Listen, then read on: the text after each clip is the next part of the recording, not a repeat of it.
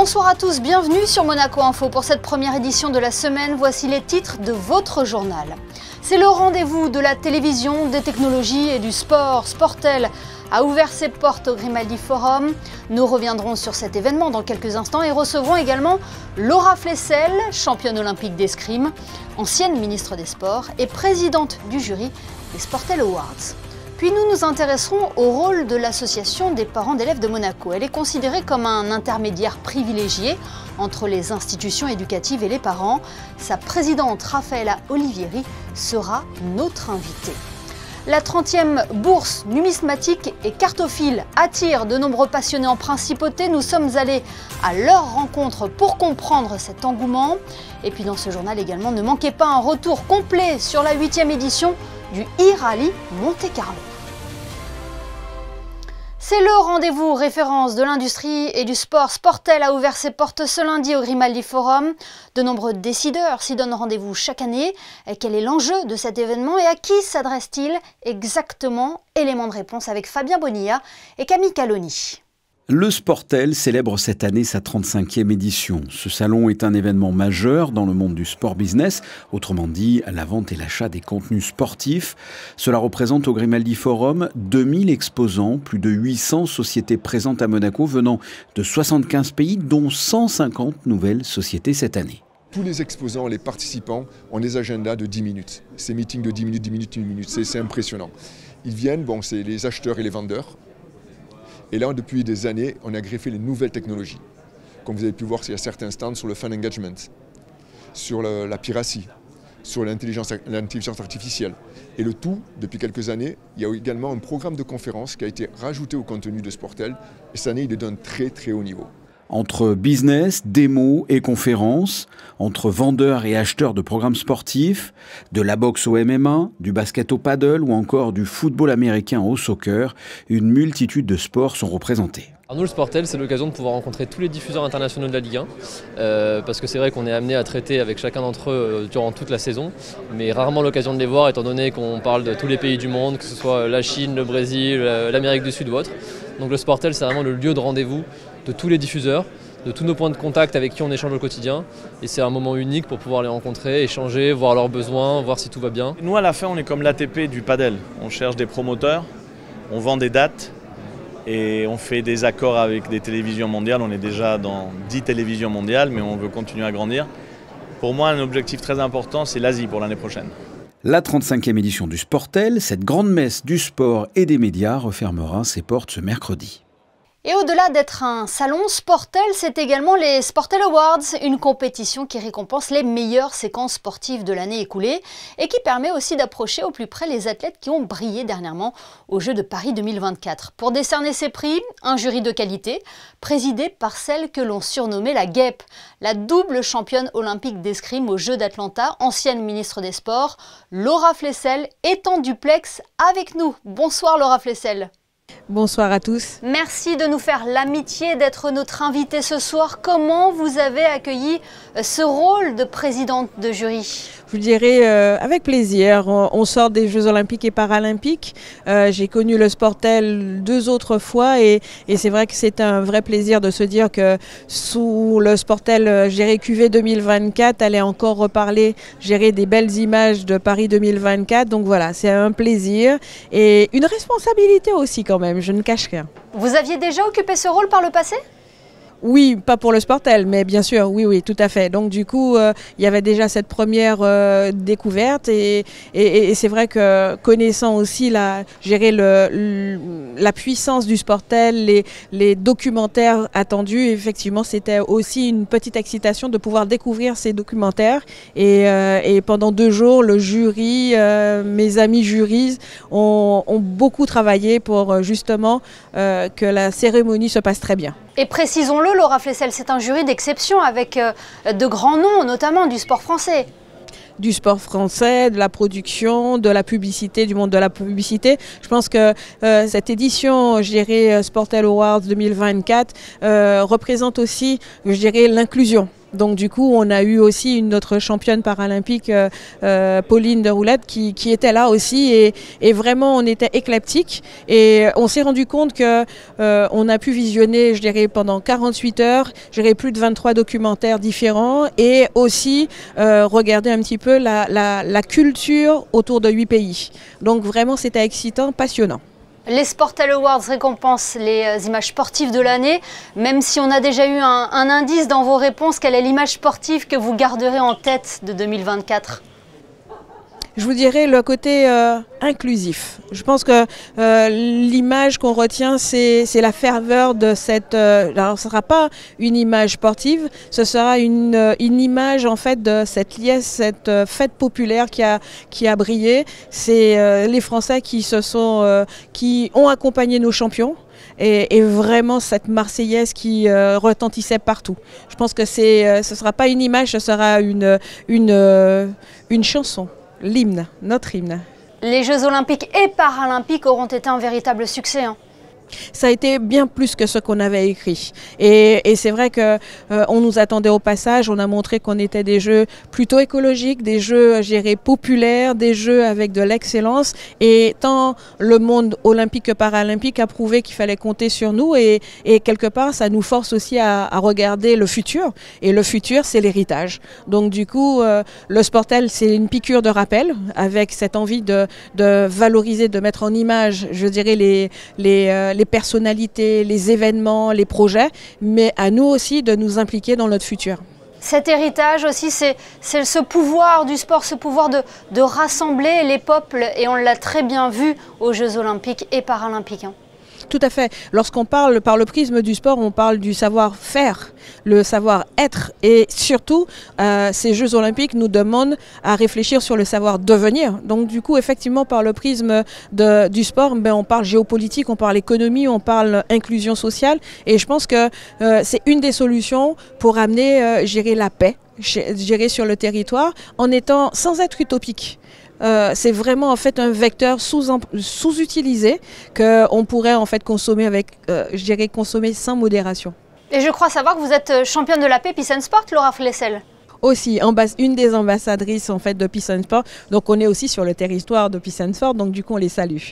Eh bien merci beaucoup Laura Flessel d'avoir été notre invitée ce soir sur Monaco Info. C'est un plaisir. Et ce rendez-vous des Sportel Awards est l'occasion de rassembler de nombreux champions olympiques et paralympiques français sacrés lors des Jeux de Paris 2024. 7 d'entre eux étaient au Grimaldi Forum hier pour partager un moment avec le public, l'occasion d'aborder leur parcours, leur histoire, leurs émotions vécues lors de ces Jeux. C'est un reportage de Frédéric Elion et Jean-Alexandre Dordet. Ils nous ont fait vibrer cet été et l'on a tous encore ces magnifiques images en tête. 7 médaillés des Jeux Olympiques et Paralympiques de Paris 2024 étaient au Grimaldi Forum dimanche après-midi dans le cadre des Sportel Awards pour une conférence exclusive, l'occasion de revenir sur leur expérience olympique. Je pense qu'on est tous les deux très heureux d'être là aujourd'hui parce que c'est un événement quand même qui est très important, je trouve, dans le sport et auquel on aspire à pouvoir participer. Et cette année, on a la chance de pouvoir être là, donc on est très très heureux. Vous avez vécu un truc de fou à Paris, vous êtes toujours sur le petit nuage là ? Ouais, complètement, je crois que c'est difficile d'en ressortir. Et en plus, comme l'a dit Thomas, on continue encore et encore d'être sur le nuage, donc on profite encore. C'est sur ce genre d'événement qu'on a envie d'être présent. C'est un peu une prolongation de la fête aussi. Les Jeux sont terminés cet été, on le sait bien. Et aujourd'hui, par contre, on n'est pas encore redescendu parce que grâce à ces événements comme celui-ci, ça nous permet de maintenir la magie un peu plus longtemps. Et ça fait grand plaisir qu'on est là aujourd'hui et qu'on va partager des moments avec le public et avec tout le monde ici à Monaco. Tous ces sportifs ont découvert un nouveau métier, celui de médaillé olympique, et c'est avec plaisir qu'ils ont partagé pendant 1 heure leurs émotions et leurs souvenirs avec Marc Maury, puis lors d'une séance de questions-réponses avec le public. Sport toujours, lui continue de faire briller les couleurs de la principauté, c'est Charles Leclerc. Le Monégasque a terminé 3e du Grand Prix du Mexique dimanche alors qu'il avait longuement conservé sa place de 2e avant de commettre une erreur à moins de 10 tours de l'arrivée. Au classement général, Charles Leclerc est 3e à quelques points de Lando Norris. Prochain Grand Prix ce dimanche avec le Grand Prix du Brésil. En football, l'AS Monaco s'est incliné face à l'OGC Nice hier, 2-1, match comptant pour la 9e journée de Ligue 1. Les Monégasques avaient pourtant ouvert le score grâce à Bralen Bolo à la 39e minute de jeu avant de rapidement perdre l'avantage. Réduit à 10 dès le début de la seconde période après l'expulsion de Vanderson, les hommes d'Adi Hutter encaisseront un deuxième but dans ce derby de la Côte d'Azur. C'est la première défaite de la saison des Rouges et Blancs. Et puisque l'on parle football, ne manquez pas après ce journal les experts foot. Ce soir, Christophe Paco reçoit un invité exceptionnel, l'Ange Vert, Dominique Rocheteau. Et puis à 21h, un documentaire sur les 100 ans de l'AS Monaco avec pour invité Jean-Luc Ettori. Coup de projecteur ce soir sur l'association des parents d'élèves de Monaco. Depuis plus de 50 ans, elle est un intermédiaire privilégié entre les institutions éducatives et les parents. Aujourd'hui, l'APEM porte la voix de près de 500 familles. Pour parler plus amplement de ses missions et de son actualité, Raffaella Olivieri est avec nous. Bonsoir. Bonsoir Émilie Rousseau. Vous êtes la présidente de l'association des parents d'élèves de Monaco depuis 2 ans maintenant. Comment vous définiriez le rôle de l'APEM ? L'APEM, il a le rôle principal, c'était d'être le porte-parole des parents auprès des autorités, notamment la direction de l'éducation nationale, le ministère de l'Intérieur, le ministère de la Santé et des Affaires sociales et toutes les autorités qui peuvent rentrer en jeu dans la résolution des problèmes qu'on peut rencontrer les parents dans les écoles. L'APEM est présente dans chaque établissement de la principauté, école, collège et lycée ? On a 12 écoles à Monaco et on a 12 bureaux actifs dans chaque école. On l'entend, elle a un rôle essentiel, et ce dans différents domaines. Différents domaines. Il y a les côtés festifs, l'organisation des fêtes de fin d'année, les kermesses et les tombolas de Noël, mais il y a aussi la gestion importante des petits soucis qu'il y a dans les écoles. Nous, on participe au conseil de l'intérieur des écoles, conseil de discipline. On gère tout ce que ce sont des problématiques, des paroles entre les enseignants, la direction de l'école et les autorités. Et les forums également, je pense notamment au forum linguistique, de séjour linguistique. On a deux événements phares, c'est le forum de séjour linguistique qui cette année sera le mois de juin, mais depuis l'année dernière, on a ouvert un deuxième forum, c'est le forum des universités étrangères de Monaco, en partenariat avec Learning Action et Gargano Consulting, qui permet à les meilleures universités européennes où on peut étudier en langue anglaise sans être aux États-Unis, en Angleterre. Ce sont des rendez-vous très attendus ? Et oui, ils sont très attendus. Cet événement, franchement, c'est quelque chose qui est devenu incontournable. Et on a une énorme réussite chaque année. Et ce deuxième forum, c'était vraiment une grande satisfaction. Alors, Raffaella Olivieri, la rentrée scolaire 2024-2025 a été marquée par plusieurs nouveautés, dont l'arrivée d'un nouveau directeur de l'Éducation nationale de la jeunesse et des sports. Est-ce que vous avez rencontré déjà Jean-Philippe Vinci? On a rencontré M. Vinci en façon informelle. On avait attendu notre assemblée générale le 15 octobre dernier pour la réélection du nouveau bureau, afin de présenter les nouveaux bureaux et des nouvelles questions auxquelles on attend des réponses. Par contre, on est sûr d'avoir une collaboration constructive avec la nouvelle direction. Vous l'avez senti à l'écoute? Oui. Ils écoutent énormément et ils prennent son temps pour répondre.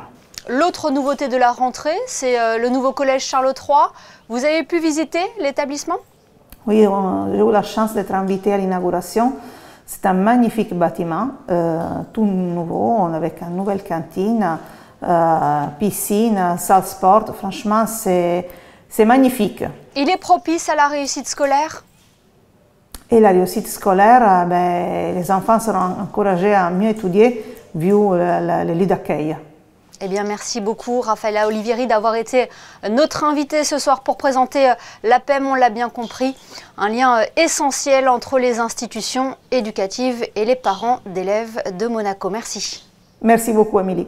C'est l'une des collections les plus courantes, celle des pièces de monnaie et des cartes postales. Ils sont des millions à travers le monde à se passionner pour ces objets qui ont une histoire à raconter. Dernièrement, la 30e grande bourse numismatique et cartophile de Monaco a rassemblé une cinquantaine de marchands de toute l'Europe, attirant ainsi de nombreux visiteurs.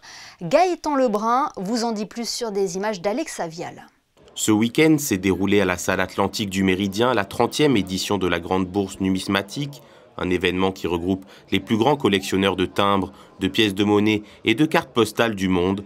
Pour l'occasion, une trentaine de stands avaient été mis en place dans l'hôtel Le Méridien afin d'accueillir les plusieurs centaines de visiteurs et potentiels acheteurs qui ont défilé tout au long de la journée. Cet événement est un événement qui est devenu annuel depuis maintenant une dizaine d'années. Nous sommes à notre 30e édition avec une fréquentation qui est toujours aussi importante.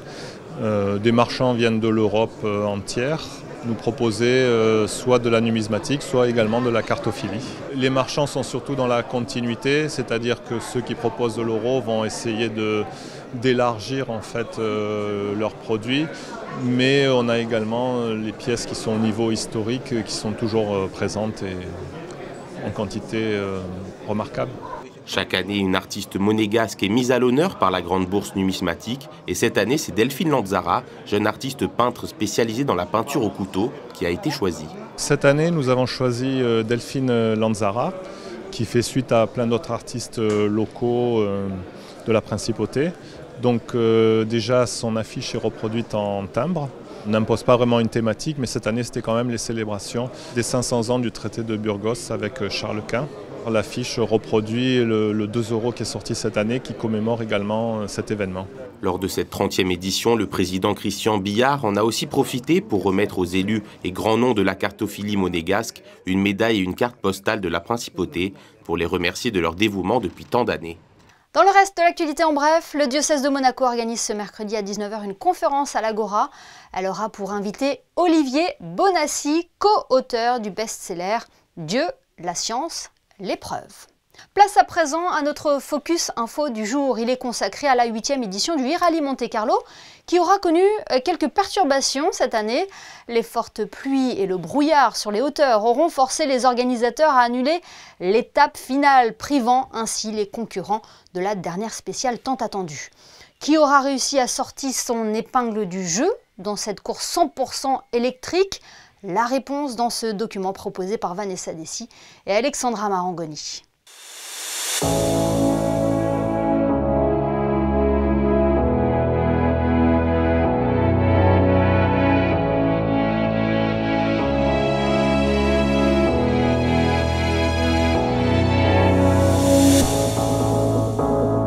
18 constructeurs automobiles, 63 équipages et 17 nationalités. La 8e édition du e-rally s'annonce bien plus relevée que les autres années. Avec un parcours tenu secret jusqu'à la dernière minute, l'épreuve de 14 spéciales de régularité offre cette année de belles nouveautés. Nouveauté de cette année, c'est surtout une nouveauté au niveau de la première spéciale qu'on appelle Checkdown, e-Checkdown, qui ne comptera pas pour le classement général, mais qui permettra de faire, comme on dit, une mise en jambe pour les concurrents. Et également, la nouveauté aussi, c'est la dernière spéciale qu'on appelle e-Power Stage, un peu en rapport avec le WRC, où il y aura un classement un peu différent pour cette dernière spéciale.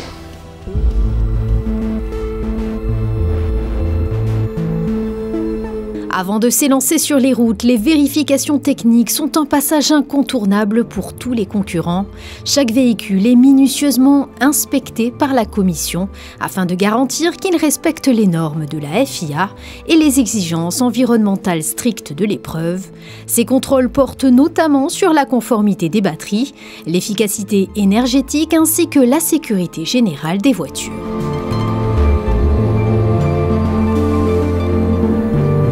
Parmi les pilotes, nous retrouvons un nom qui résonne avec fierté dans l'histoire du sport automobile. J'ai eu une opportunité qui s'est présentée, donc l'Automobile Club qui m'a proposé de participer au e-rally de Monte-Carlo. Et avec mon papa qui est ancien pilote de course, il m'a aidé à préparer, à aller dans les routes de montagne, enfin dans l'arrière-pays, du coup pour préparer ce rallye. Je suis super contente de le faire. L'avenir du sport automobile s'oriente résolument vers les énergies nouvelles, témoignant d'un changement dans un secteur traditionnellement axé sur les moteurs thermiques. Alors que les préoccupations environnementales et les enjeux climatiques prennent de plus en plus d'importance, les compétitions s'adaptent en intégrant des technologies plus durables. Ça prouve qu'on peut faire des rallyes de différentes manières. Je suis certain que le sport automobile a un long avenir. Il passera peut-être par des concessions environnementales et le développement qu'on ressent sur ces voitures est quand même un signe d'évolution des technologies. Le e-rallye a véritablement pris son envol grâce à l'engagement de nombreuses entités, notamment la mairie qui participe à cet événement depuis de nombreuses années. L'objectif, c'est de faire un bon rallye, de donner une belle image de la mairie de Monaco, puisque voilà, on est quand même assez sensible à l'écologie, à la mairie, et donc voilà, on se doit d'essayer de faire le mieux possible.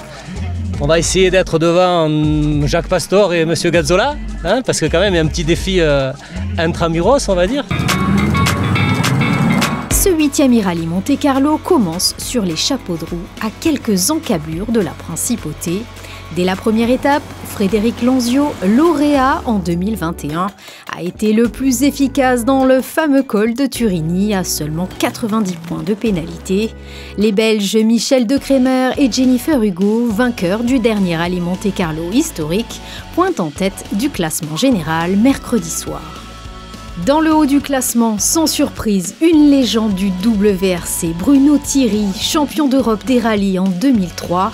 Bien loin des rallyes traditionnels où la vitesse maximale est l'objectif principal, cette nouvelle expérience a permis au pilote de redécouvrir sa passion pour la conduite sous un angle plus stratégique. Moi je suis un peu novice dans ce genre de discipline puisque toute ma carrière j'ai eu la chance de conduire des belles autos. Donc ici, c'est pas une reconversion puisque moi le temps il est passé, j'ai passé l'âge. Mais sous l'invitation de Volkswagen Belgique, j'ai trouvé l'idée originale. Ça n'a rien de sportif, mais c'est une discipline quand même assez excitante parce que c'est tellement serré. On est confronté à des gens qui font tout un championnat. Donc nous sommes un peu novices là-dedans, mais je vois qu'on se débrouille bien vu le classement. Donc on n'a pas à se plaindre. Moi, de mon côté, ça me rappelle un peu des bons souvenirs. J'ai parcouru toutes ces routes-ci les 20 dernières années, donc ça fait plaisir. Pour conclure cette deuxième journée, une spéciale spectaculaire, le tronçon Ubré et Entrevaux qui a tenu ses promesses. Sous un ciel dégagé et une route sèche mais technique, c'est un doublé Tesla qui a marqué cette étape. De surcroît, 100% français, Christian Grimaldi et Jean-Baptiste Lotti ont su tirer leur épingle du jeu, devançant de peu Didier Malga et Anne-Valérie Bonnel sur ce parcours exigeant. Elle a fait ses débuts comme copilote au e-rallye. Camille Gottlieb découvre les exigences de la régularité, où il ne s'agit pas d'être la plus rapide, mais de maintenir une vitesse constante tout au long du parcours. À travers cette expérience, elle renforce son engagement pour la sécurité routière, promue par son association BeSafe, et prouve que le sport auto peut sensibiliser à des enjeux essentiels. La régularité, c'est très compliqué et pour le copilote, ce qui est très compliqué aussi, c'est de bien guider, etc. Il y a des endroits, la seule fois où je l'ai mal guidé, on a dû faire un détour, on a dû revenir sur nos pas, c'est fatalité sur l'autoroute. Enfin, à la sortie d'autoroute, c'est en plus des chemins qu'on emprunte tout le temps, mais moi non, ça n'a pas fonctionné pour ça. Mais par contre, on ne s'est pas perdu après. Franchement, on a géré. On veut absolument, même pour l'ACM, il y aura plusieurs prix, même pour la FIA, plusieurs prix. Nous, on aimerait, si jamais, mais on ne sait pas s'il y a un prix pour ça, mais ceux qui respectent le plus les vitesses, en tout cas, c'est nous, on faisait vraiment attention à vraiment être en dessous aux piles. Et pour nous, c'est très important que même il y a beaucoup d'internationaux et de leur faire connaître aussi BeSafe internationalement, c'est super important pour nous. Il y a des passions de soi et l'associatif et surtout tout ce qui est de voir comme quoi c'est possible, quoi. On peut participer à un rallye en respectant les vitesses et donc voilà. Donc à partir du moment où aussi je pense qu'on est sur la route, on doit faire autant attention à soi qu'aux autres. La lutte pour la tête du classement général s'intensifie vendredi. L'équipage Kondo-Cerniez au volant de leur Kia termine à 30 points seulement devant les monégasques Olivier Campana et Nicolas Milanesio aux couleurs du Yacht Club de Monaco. Cet équilibre permet aux deux équipages de creuser encore plus l'écart avec leurs concurrents directs.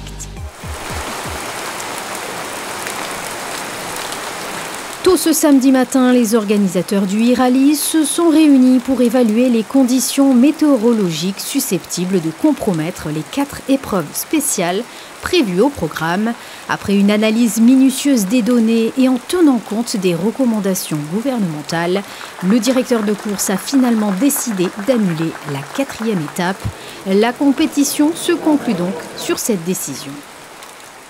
Prendre cette décision, nous l'avons prise ce matin à 5 heures dans un collège avec tous les membres de l'Automobile Club responsables de ce e-rallye. Et voilà, ça a été malheureusement une décision, je pense, sage vu les conditions qui se passent actuellement. Le classement officiel est donc tombé en fin d'après-midi. Sans surprise, c'est Eneko Condé et Lucas Cerniez sur leur Kia qui remportent ce 8e e-rallye Monte-Carlo. L'Espagnol est fier de détenir désormais un record. Decisión difícil para la organización el tener que cancelar una última etapa que podía ser decisiva porque además el tiempo estaba difícil. A nosotros nos encantan estas condiciones de tiempo, hubiera sido divertido para todos, pero si era peligroso creo que es la decisión correcta y nosotros felices, muy felices de repetir triunfo aquí en el Principado. Sí, era el gran reto, el plan era intentar revalidar el triunfo de la temporada pasada y hemos conseguido hacer historia porque nadie había repetido triunfo en un eco-rally, así que estamos felices de ser los primeros y habrá que venir a una tercera vez. Et c'est sous la pluie que cette 8e édition du e-rallye se termine. Cette épreuve est bien plus qu'une compétition. C'est un véritable terrain d'innovation où se mêlent défis écologiques et prouesses techniques.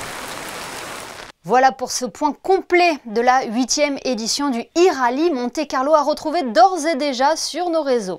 Vous le savez, régulièrement sur notre antenne, nous mettons en valeur les artisans, les commerçants, les restaurateurs qui participent au rayonnement de la principauté. Ce soir, Christine Datomel, votre choix s'est porté sur une enseigne qui chouchoute nos amis à 4 pattes. Oui, aujourd'hui nous avons rendez-vous au 3 avenue Princesse Alice chez For Pets Only. Ici tout est proposé pour vos petites boules de poils. Alors comment toute cette histoire est née? La réponse tout de suite avec la maîtresse des lieux.